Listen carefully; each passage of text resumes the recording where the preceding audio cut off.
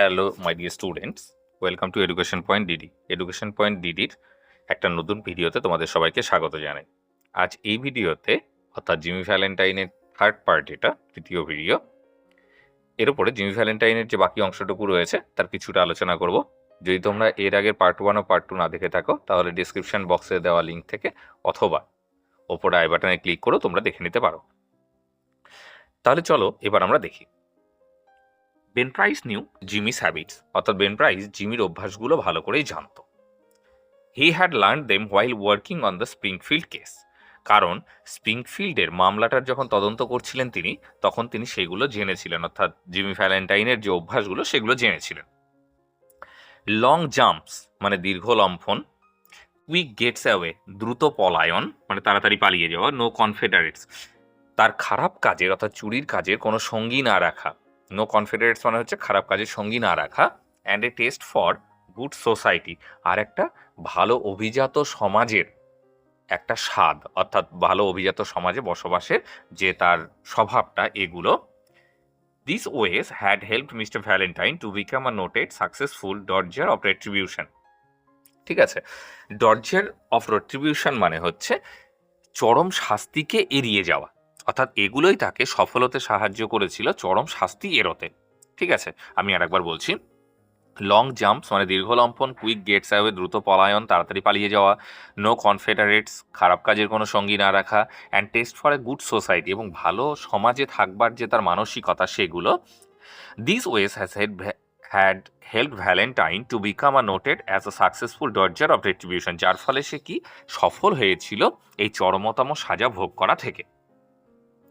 It was given that Brain Price had taken up the trial of elusive Cracksman. দেখা গেল, এটা প্রকাশিত হলো যে এইবার বেন প্রাইস এই যে নামি দামি যে একজন সিন্দুক চোর রয়েছে, অর্থাৎ যিনি সিধেল চোর রয়েছে, তাকে ধরবার জন্য তিনি পথে নামলেন। And other people with burglar proof safes felt more at ease, আর সিধেল চোর নিরোধক যে সমস্ত সিন্দুক ছিল ব্যাংকের মালিকদের, তারা এই কথাটা ভেবেই নিরাপদ বোধ করতে লাগলো যে জিমি ভ্যালেন্টাইনকে গ্রেপ্তার করতে চলেছে Ben price. One afternoon, Jimmy Valentine and his suitcase climbed out of the mail hack in Elmore. হ্যাঁ, মেইল হ্যাক মানে কি, ঘোড়ায় টানা যে ডাক গাড়িগুলো, অর্থাৎ পোস্ট অফিসের ডাকের যে গাড়িগুলো যায় ঘোড়ায় টানা, সেগুলোকে মেইল হ্যাক বলা হয়। একদিন বিকেলবেলা জিমি ভ্যালেন্টাইন এবং তার সুটকেস এইরকমই একটা ঘোড়ায় টানা ডাকগাড়ি থেকে এলমোরে এসে নামলো। অর্থাৎ জিমি আর একটা চুরির যে সিদ্ধান্ত নিয়ে এসেছে তার সুটকেসটা আনাটাই প্রমাণ করে সেটা। A little town 5 miles off the railroad down in the black jack country of Arkansas, অর্থাৎ আরাকানসাসের একটা কালো ওকগাছে ঢাকা একটা এলাকা, সেখান থেকে 5 মাইল দূরে এই এলমোরটা অবস্থিত। অর্থাৎ এলমোরটার অবস্থান কোথায়? যে কালো ওকগাছে ঢাকা আরাকানসাস প্রদেশ থেকে 5 মাইল দূরে, সেখানে এসে সে নাম।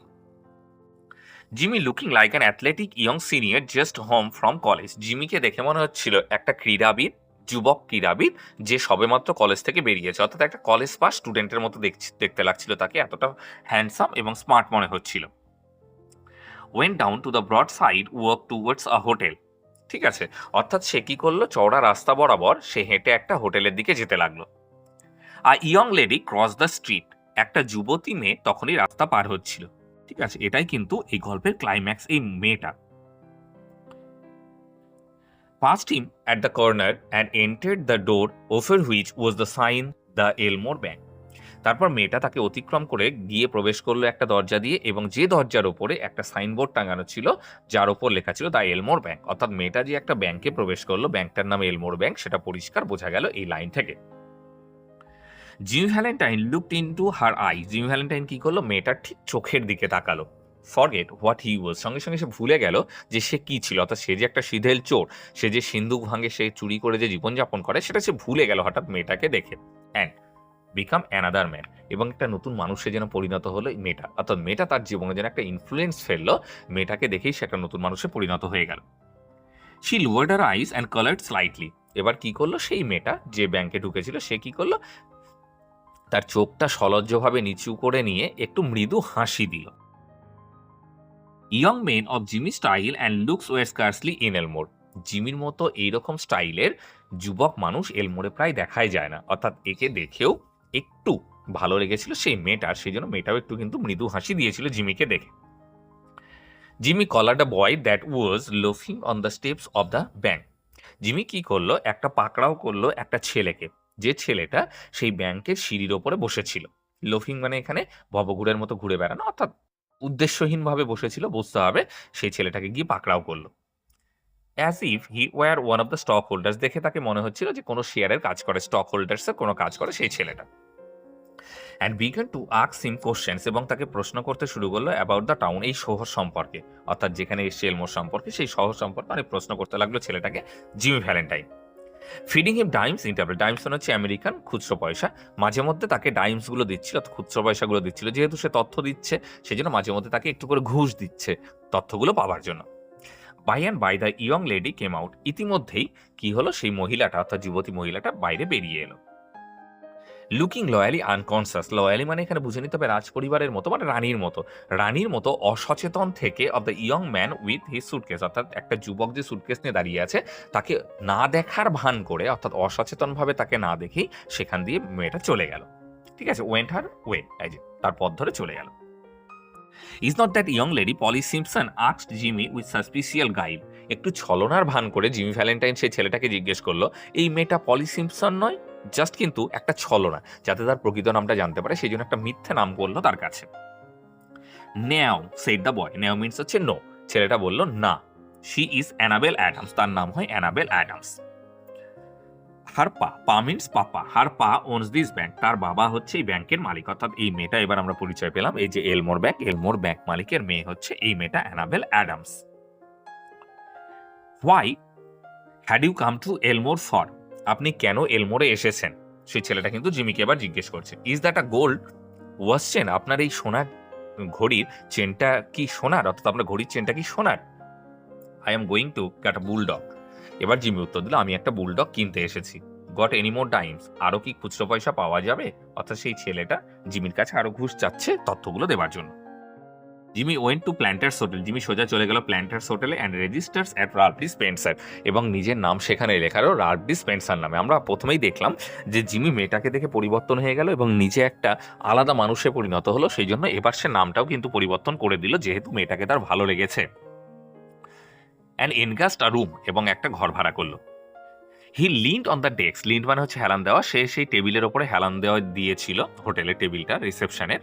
অ্যান্ড ডিক্লিয়ার্ড হিজ প্ল্যাটফর্ম, তার এখানে আসবার কারণটা জানিয়ে দিল টু দ্য ক্লার্ক, কেরানিকে, অর্থাৎ কেন এসেছে এখানে।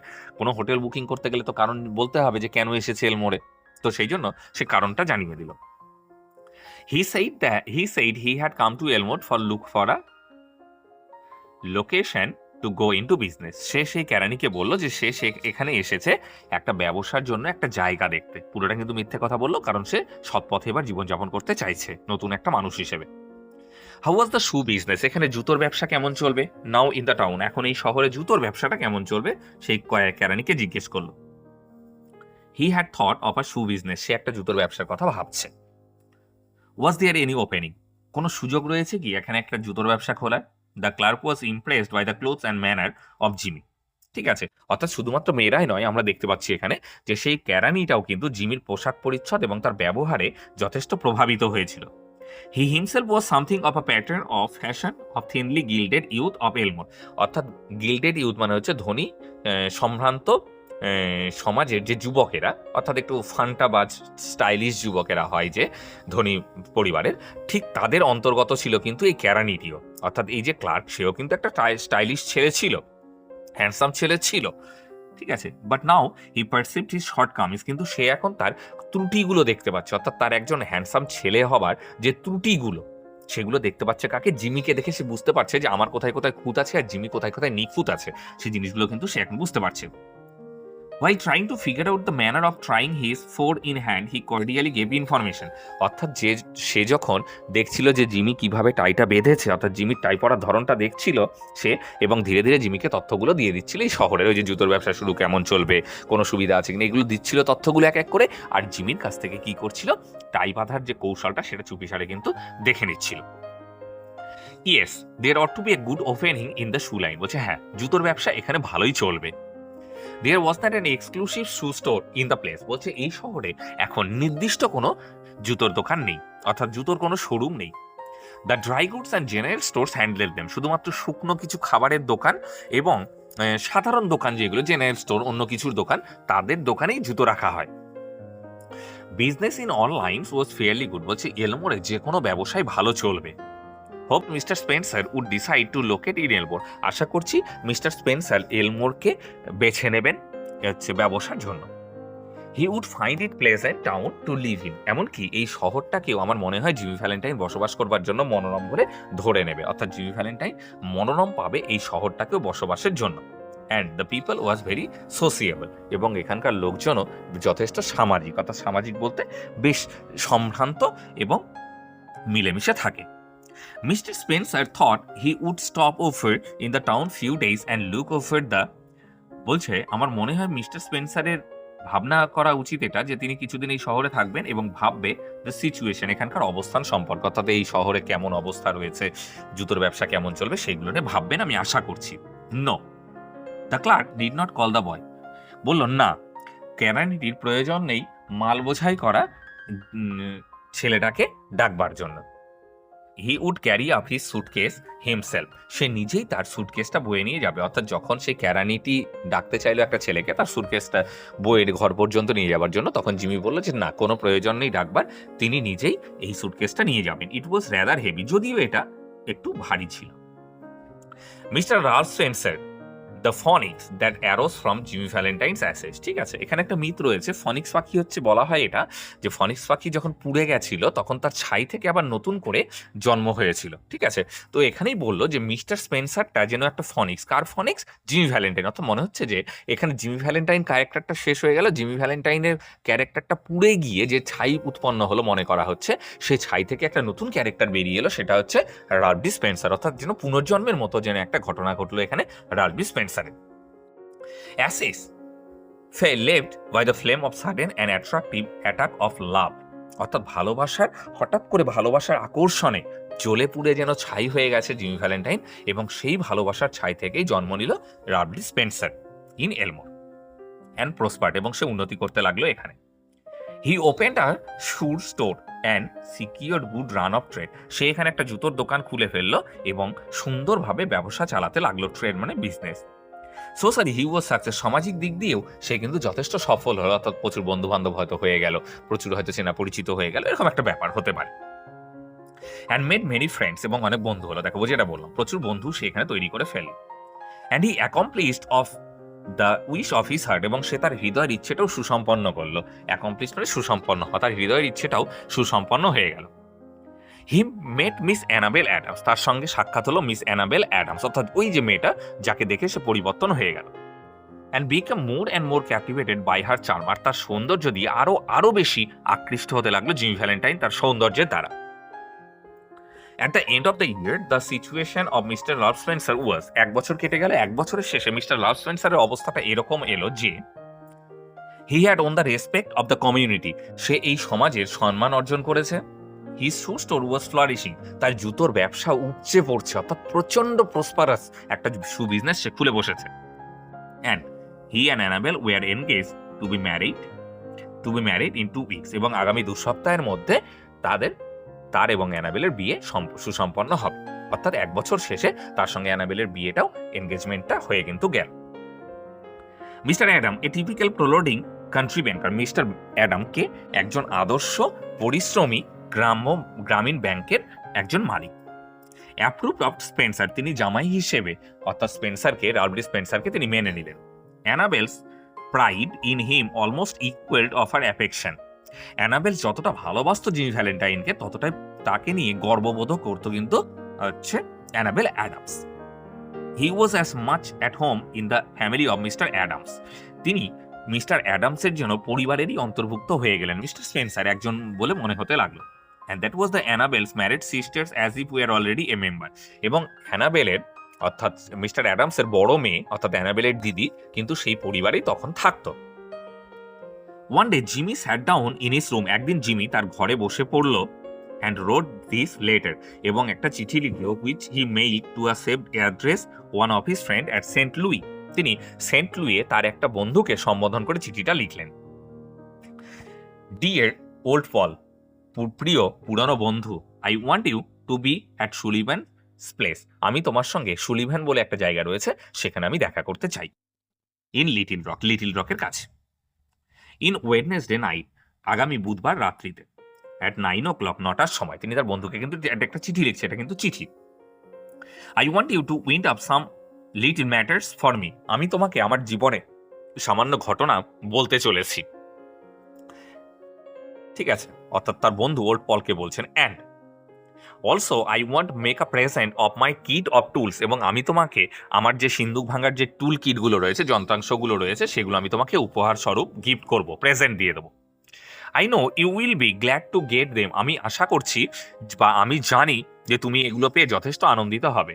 You could not duplicate the lot for $1,000। তুমি হাজার হাজার ডলার খরচ করলেও এগুলো ডুপ্লিকেট অর্থাৎ নকল বানাতে পারবে না।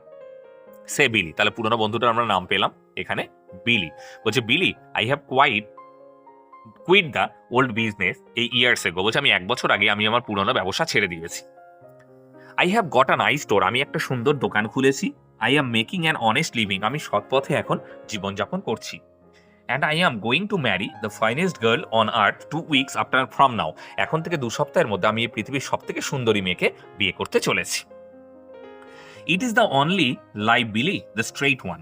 আমার জীবনটা বিলি একদম সহজ সরল সোজা জীবন একটা। I would not touch a dollar of another money now for a million. আমাকে কেউ যদি এখন লক্ষ লক্ষ টাকা দিয়ে কারো 1 টাকাও ছুতে বলে, আমি কিন্তু ছোবো না বিলি, অর্থাৎ আমি এতটাই সৎ হয়ে গেছি। After get married I am going to sell out and go to west, এবং আমার বিয়ের পরে আমি এই সব কিছু বিক্রি করে দিয়ে পশ্চিমের দেশে চলে যাব। হ্যাঁ, there won't be so much danger of having old scores brought up against me, এবং আমার যে পুরনো রেকর্ড রয়েছে, অর্থাৎ সিন্দুক চোর সিদেল চোরের যে রেকর্ড রয়েছে, আমার মনে হয় পশ্চিমের দেশে চলে গেলে আমার পুরনো কাজের রেকর্ডগুলো আমার জীবনে খুব একটা প্রভাব ফেলতে পারবে না। অর্থাৎ তিনি পুরনো টোটাল জিনিসটাকেই তিনি ভুলে যেতে চান। আই টেল ইউ বিলি, আমি তোমাকে বলছি বিলি, শি ইজ অ্যান অ্যাঞ্জেল, তিনি একজন পরী, অর্থাৎ অ্যানাবেলসের কথা বলছি। শি বিলিভস ইন মি, তিনি আমাকে বিশ্বাস করেন। And I won't do another crook things for the whole world. পুরো পৃথিবী যদি একদিকে হয়ে যায়, তবু আমি আর কোনো খারাপ কাজ করবো না, শুধুমাত্র এই মেয়েটার জন্য। But be sure to be at Sullis, তাহলে সুলিভানে দেখা হচ্ছে আমাদের। For I must see you, আমি অবশ্যই তোমার সঙ্গে দেখা করবো। I will bring along the tools with me, আমি আমার সঙ্গে সেই যন্ত্রের বাক্সটাও কিন্তু নিয়ে যাব। ওকে, আজকে এই পর্যন্তই থাকছে। আশা করছি তোমরা বুঝতে পেরেছো ভিডিওটা কেমন লাগলো, তোমরা অবশ্যই কমেন্ট করে জানাবে। আর যদি আমার চ্যানেল নতুন হও, তাহলে চ্যানেলটা সাবস্ক্রাইব করে বেল আইকনটা প্রেস করবে পরবর্তী ভিডিওর নোটিফিকেশনগুলো সবার আগে পাওয়ার জন্য। Okay, thank you for watching the video, have a good day, tata.